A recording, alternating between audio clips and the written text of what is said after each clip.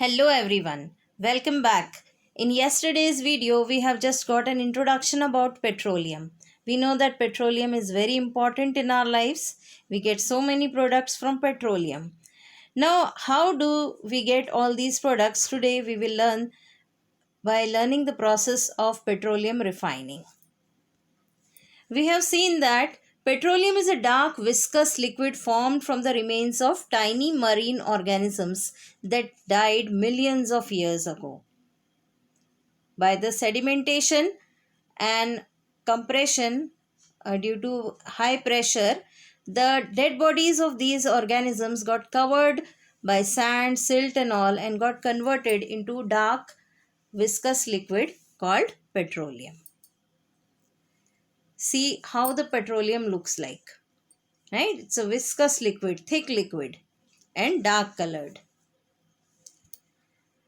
Petroleum is drilled from the impervious rocks. We have discussed about impervious and porous rocks.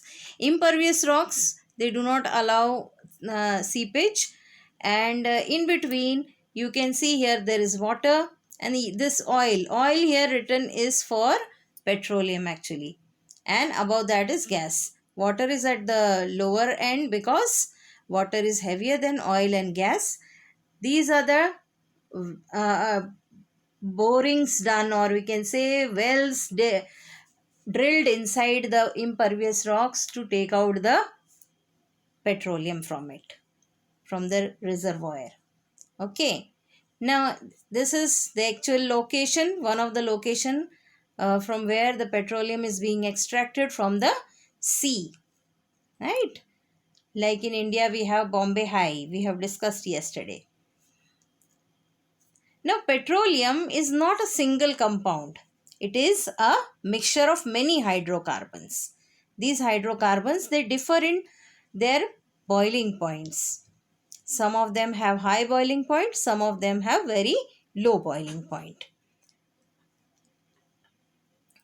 So, by the process of refining the petroleum, we can separate these components and we can get the different products from it. Now, this refining is done by the process of fractional distillation. It is based on the difference in the boiling points. Various components, they have different boiling points. They boil at different temperatures. They vaporize at different temperature, and they can be collected at different temperatures. So, by this fractional distillation method, the refining of petroleum is done. It is done in big refineries or factories, we can call them in simple language. This kind of tall fractionating towers are there. These towers are cylindrical in shape and they have trays, horizontal trays you can see here, right? They are quite tall, 20 feet or more than that even. Some of them may be taller than that. So this kind of tall towers are there for fractional distillation of petroleum. Here I have tried to show you by a diagram. First of all, for fractional distillation, the crude oil or the petroleum is heated at about 400 degrees Celsius in a furnace. And this heated oil is being introduced in the fractionating tower from the bottom, not from the top but from the bottom. And here you can see these are horizontal trays, and these horizontal trays, they have a special structure called bubble cap arrangement. The liquids now, which are now converted into vapor, most of them are in the vapor form except the lubricating oil and the fuel oil, which are boiling at higher temperature, so they are still in the liquid form. The other vapors, they rise up slowly, and as they reach their boiling point, they turn into liquid. Still those vapors which are still having lower boiling point will go up. So the temperature decreases in the column as we go higher, right? So you can see here, first fuel oil is extracted. It can be taken out from a separate pipe. Then diesel, then kerosene, then petrol, And then lastly we have the gases, the methane, ethane, propane, butane and all. Okay, these are petroleum gases. So this is how the separation of these components is done by the method of fractional distillation. These products, they have different uses. Like petroleum gas is used as fuel in the homes and industries. In LPG, you have a mixture of these gases. Then fuel oil is also an industrial fuel. Petrol, we are very familiar with petrol, right? It is a vaporizing liquid and it is a very good fuel for vehicles. Then kerosene is used as fuel for stoves and for illumination. Illumination means for lighting. Purified form of kerosene can be used as jet fuel. Then diesel. Diesel is used for heavy engines, for generators, for engines of the trains, trucks, etc. Lubricating oil.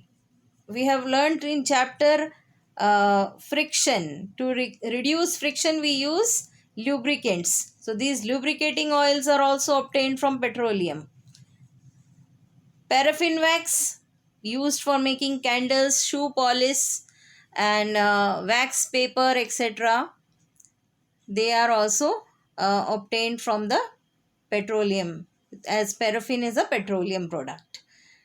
Then bitumen for making roads, for making the upper surface, covering the upper surface of the road. That black colored dark liquid is there, thick liquid which dries up after some time, that is used for making road. Okay, these are some of the places where or you can say some of the products which we get from petroleum. Candles and gums, then computer monitors and keyboard, then eyeglasses, crayons. These all crayons are actually having wax in them, and monitors of computer and all, they are made of plastic, and plastic and synthetic fibers are also obtained from petroleum. They are made from petroleum products. Then life jackets and so many different synthetic clothes, then sports items, artificial limbs.